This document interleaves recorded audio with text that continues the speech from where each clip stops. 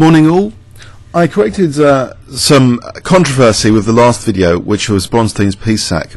Obviously, as I mentioned, I think the piece sack's probably unsound, but it might be in our online games or even over the board games a powerful surprise weapon to occasionally play like that, to create these imbalances in position. Hopefully, the favourable imbalances, which I would call trumps for shortcut, as a shortcut, you can play on those and hope to win the game.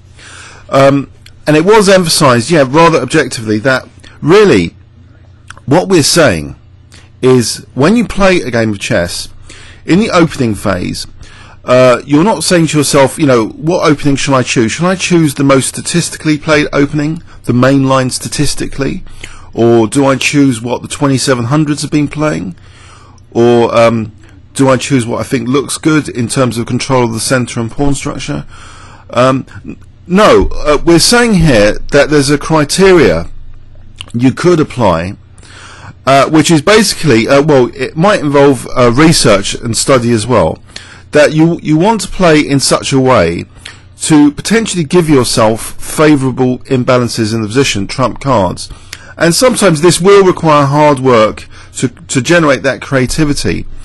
And I think it was, the Russians starting from the 50s. And, Mikhail Botvinnik introduced the French defense winnower, for example. And really, basically the premise is, I think, that if you want to win games, you have to put yourself on the verge of losing. The imbalances are like a Steinitzian split of positional elements. So Steinitz, the founder of positional play, started to look at chess in a more scientific manner, saying that there's elements in the position like pawn structure, king safety, all of these can be considered elements, so you can almost get an evaluation of position of who stands better by comparing the elements of both sides. And you've got positional elements, you've got tactical elements. And we're saying here how you choose an opening could be based on trying to get favourable imbalances of those elements, i.e. trumps. Trumps is a very shorthand way of saying that. And sometimes this will require hard research study, and we're all able to find innovations now. We've all got these powerful engines as well, so we could seek to find these openings where there's a split of elements from both sides, so it seems as though you're putting yourself on the verge of losing. But if you do a bit of research, there might be an innovation which slightly speeds up something, then you're trying to suppress the opponent's potentially winning advantages to emphasise your potentially winning advantages. So this uncompromising way of playing is almost as if you're putting yourself in the position of high risk losing in order to generate more risks of winning, because it's two sides of the coin, the imbalances, the trump cards. But I'm putting an optimistic spin on it, that you can actually choose openings based on an understanding that you might have potential trump cards and try and work on those and making sure you can get them. Now, in game 2 of the book, there was this kind of struggle demonstrated quite vividly. If we go back to a game, Mikhail Botvinnik versus Samuel Reshevsky, 1948, we see this opening, d4, and then a Nimzo-Indian, which itself is an immediate way of unbalancing position. Black's, willing to give up bishops to produce imbalances of position. White will have a shattered pawn structure, black loses the bishop pair and tries to play on the knights. So already, this is following on from hypermodern theory. But there's a seemingly slow idea here where white, after c5, is not letting black, play moves like d5 and choosing when to resolve the central tension, but in fact kicking the bishop immediately. And in a way, this is you could consider this is not developing a piece, it's breaking a rule, it's not developing a piece, but it is forcibly strengthening the centre. And it was used by Botvinnik with increasing success, and he even, I think, beat Capablanca with a3 later, but I need to check that. So here, Samuel Reshevsky played a model game with the Nimzo-Indian, restrain, blockade, destroy on c4. So the trump cards in this game, it demonstrated that surely black's absolutely fine in this variation. We're going to restrain, blockade and destroy the c4 square. And for white's counterplay on the king's side, we're going to make sure that's blockaded as well, so there's no kingside breaks. So this was the game, which is a kind of model Nimzo-Indian game. Okay, so even, you know, it doesn't matter about allowing ED here. That's not a problem. Anyway, black takes now, and knight G7, and the kingside's very safe here, so black can continue to plough away against that weakness, which is more than just a theoretical weakness. This C4, as we're going to see, some queen manoeuvres soon are going to really put the pressure on C4. Bang! Look at this intensification of pressure. White's without really significant counterplay. So, in a way, this is an experiment gone wrong. That Mikhail Botvinnik was hoping he'd have some trump cards on the king side, but this fantastic blockade, you know, and this bad bishop, he looks as though he's been outplayed positionally. So black's trump card of the c4 pawn has obviously triumphed in this game. So the queen's come off, c4 is still vulnerable, and now there's this doubling here, which is unfortunate because also the bishop's on a skewering line for a rook d3 to be more powerful later. So Mikhail gets a bit desperate here. He plays g4, and that's actually ignored for the moment with this doubling of rooks, allowing white to take on f5. Let's see what will happen here. This was just a background game actually to the main Bronstein game that I wanted to demonstrate. You know, this battle where you try and do research sometimes to get your trump cards more effective than the opponents. But if maybe black could have even taken, according to Ripcore on shallow analysis. But let's just go through this game and see that basically it seems as though the trump card was demonstrated here of c4. What's happening here is, you know, rook takes d3 will be devastating now if the rook moves. So it's not even about c4 again, it's about all these pieces being awkwardly placed now as a side effect of trying to defend c4 earlier. So Mikhail gets a bit desperate, he sacrifices a knight. It's not really enough here. Black is just material up, a whole bishop. These pawns are not going anywhere. And that was that. Move 42. Okay, so who would want to play the white strategy ever again? So this is now the key game where we're saying, you know, did white's trump cards out of the opening there, were they worth researching, pursuing to see if any major innovations could occur? Now, one fault in this game might have been, after knight e8, bishop e3 might have been unnecessary. So bear that in mind. In this position, bishop e3 was played by Mikhail. This is a match tournament in 1948, and now we're going to fast forward into the future a little bit to the Bronstein game. Okay, one moment. Okay, Budapest 1950. So 2 years after the Mikhail Botvinnik game. And it seems as though, we're going to take white's perspective, it seems as though black also didn't do himself any favours in this line. So a3 was punted by David in this tournament. That's what he brought to the tournament, a3 against the Nimzo. So it seems to be a loss of time, allowing this seemingly losing pawn structure as well. Hemmed in, you know, bishop. You know, is it going to be another sad case of weak pawns and bad bishop, and these squares being weak, and some sort of tactical disaster later, if not c4 dropping off through restrained blockade destroy? Will that be the story here? Can the story be changed? Well, c5 e3, and now black plays knight c6. It seems logical stuff so far, following the other game almost. But now, actually, Miguel Najdorf played actually d6, which might actually be not the best move here. Maybe b6, like in the previous game, I think, was better.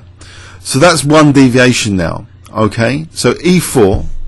But we see another major important thing here, that after b6, there's no time waste with bishop e3. Basically, David leaves this bishop at the home. He immediately plays f4.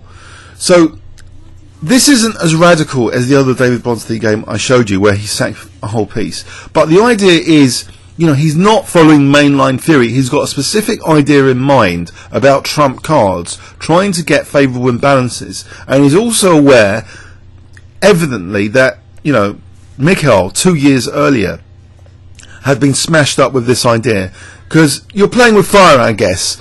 You know, if you're giving the opponent imbalances as well, they can use those to win. So you're putting your position on this edge of a cliff deliberately, and this is what the Soviets, the USSR players were doing. That is how chess progressed.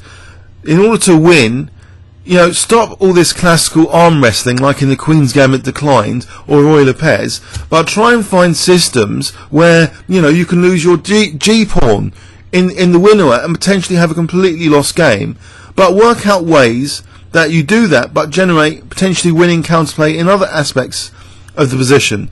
So yes, it's a way of almost losing but trying to win when you say about trying to create favourable trump cards. So is white on a terrible mission here because of these double pawns, because c4 will be victimised? Well, Najdorf plays classically now, bishop a6, but it's a little bit late for the blockade which we saw in the other game, and that obviously is a key difference here, that you know, black's not able to blockade. Let's try and work out why, because that's really a critical success factor for this whole idea. Why wouldn't black be able to play f5? Well, maybe knight g3 here.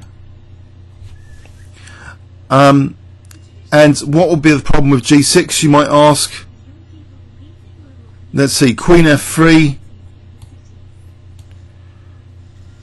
Now, maybe here d6 has more punch, and it could actually to do with d6. If the pawn was on d7, this wouldn't be so fracturing, undermining this pawn chain here on f5. So this might be a specific technical reason. But even so, you know, David did pursue this a3 line, and, you know, maybe he could potentially win games even if the opponent hadn't thrown in d6. But it seems in this position white's getting the better of it. Because this pawn structure can now be undermined. So maybe d6 could be the culprit, one of the major culprits, to be objective about this game. Okay, and here there's a way of resourcefully using even a3 to get the rook in with rook a2. And I've seen this idea in games of Colin Crouch, actually.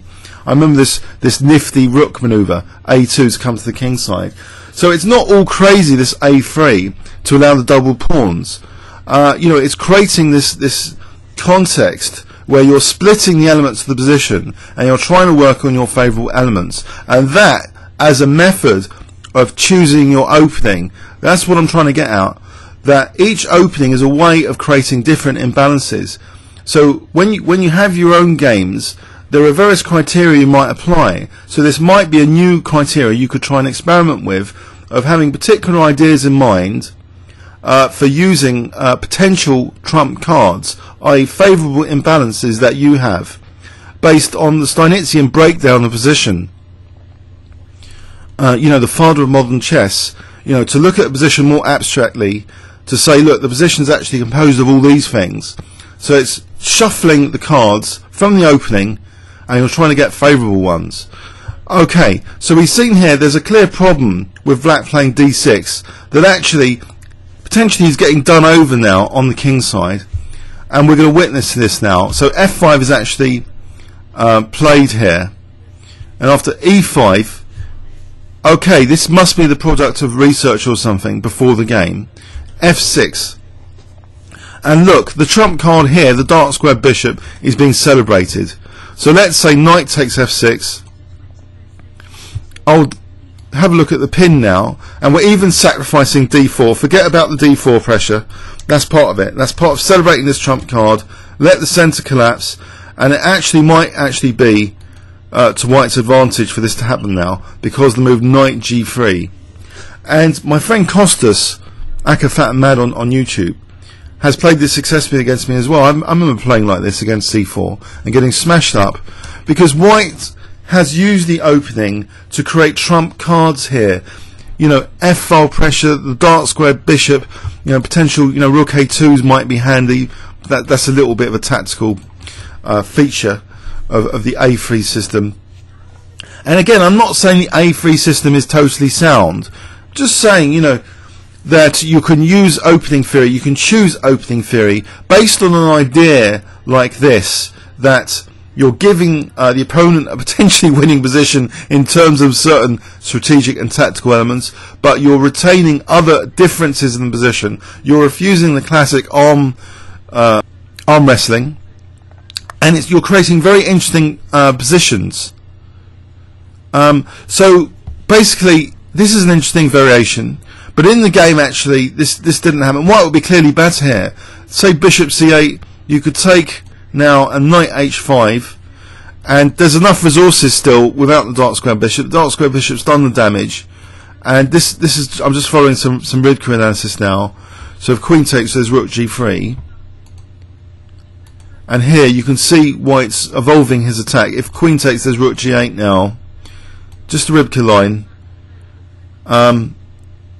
So you get a picture here that White's attack is building up now. So queen d2, getting in on the dark squares, and White ends up, you know, with a very dangerous position here. Okay. In fact, it's starting to be plus 1.52. Let's have a quick look then. So the queen's tied down to g7. Bishop d5 now, so that's the point of this Rydker kind of analysis, to get the bishop here on this diagonal. And now it's become a decisive advantage to White. Just this is a brief analysis line. So there's other things, you know, all these like attacking bits are coming in around the king. Okay, that was just a bit of analysis, but we'll see now. Black actually played king h8, so maybe he became a bit uncomfortable by all this. Now d5, so giving black at least the c4 pawn, but is it an exploitable weakness? We're back to that question about double pawns and being exploitable. It's not really exploitable if you're going to get mated on the other side of the board. And in this game, White's attack's kind of dangerous now after knight g3. So g takes happened, the knight came to f5, which reminds me of Kasparov Nunn, big knights coming to f5. Sometimes spell the end of the game.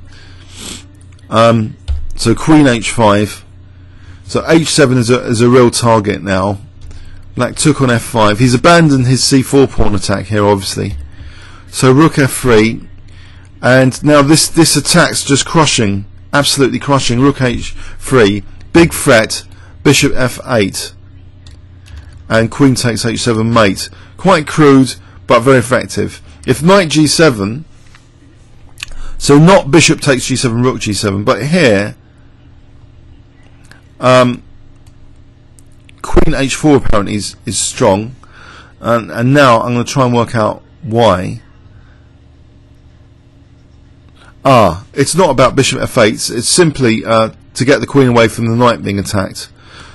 So now if e4, then move the bishop to protect, to attack, to threaten queen h7. And this is all over, really. Again, you know, this is just desperate defense, giving up the piece, and we're back to that pattern now of bishop f8. So more material would have to be invested just to stave off mate. It's all over.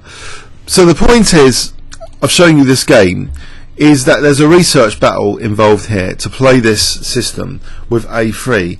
Now, I don't know how many of you play against the Nimzo-Indian have considered a3 as a kind of slow move, not really contributing to development, breaking a few opening principles in the meantime.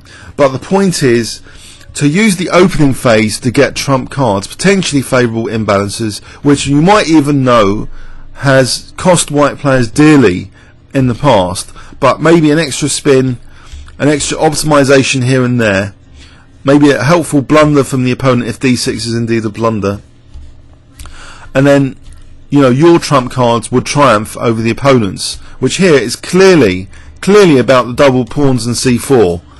But black's blockade on the king side or winning a pawn in the centre becomes irrelevant now because of this f-file pressure.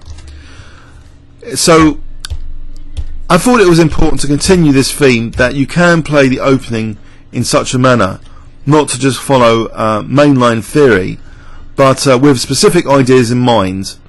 for the elements that you wish to pursue, ruthlessly pursue, at the expense sometimes of giving the opponent potentially winning elements as well to play on.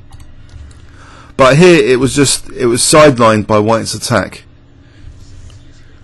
Okay, so that's a bit of a crushing game. Rook h3, Black resigned on move 21.